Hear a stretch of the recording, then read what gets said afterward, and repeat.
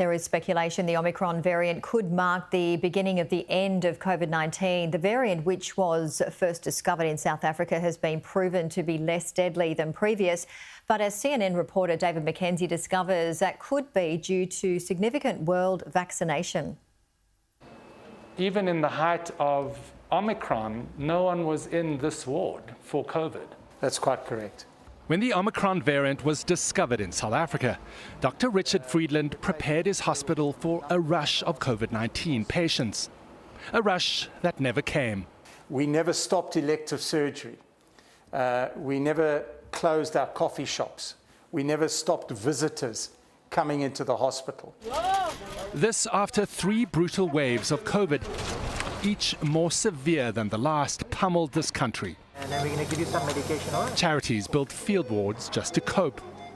This is a hospital of over 440 beds, and 80% of our beds were dedicated to COVID patients. But when the highly transmissible Omicron variant hit, Friedland says hospitals and deaths decoupled from spiking infections. I think in the 4th wave, we've seen a totally different picture. In fact, we've seen a far more milder and moderate version of COVID-19. As the wave eases off in South Africa of Omicron, what comes next? Globally, we've really got to try to find the sweet spot. And by that I mean trying to find a way that societies can begin to function again normally.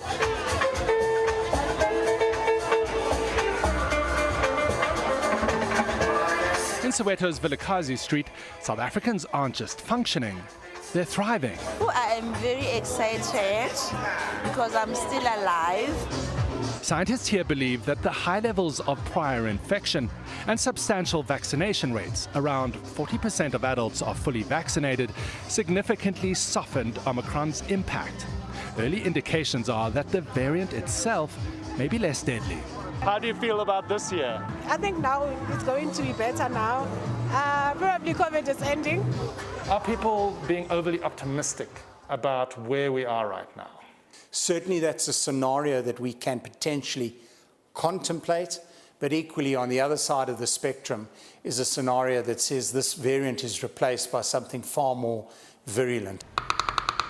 A year after our first visit to his biosafety level 3 lab in Durban, Alex Siegel and his team are still working to answer those critical questions. It just goes like wildfire, but it doesn't cause as severe of a disease.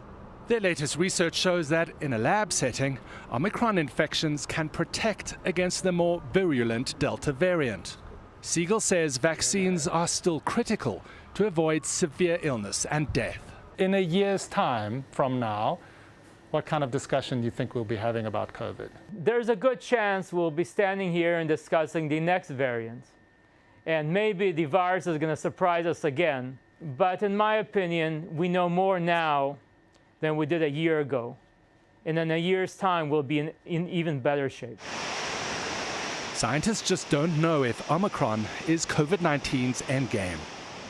But many do hope, like all of us, that the worst is behind us, not in front.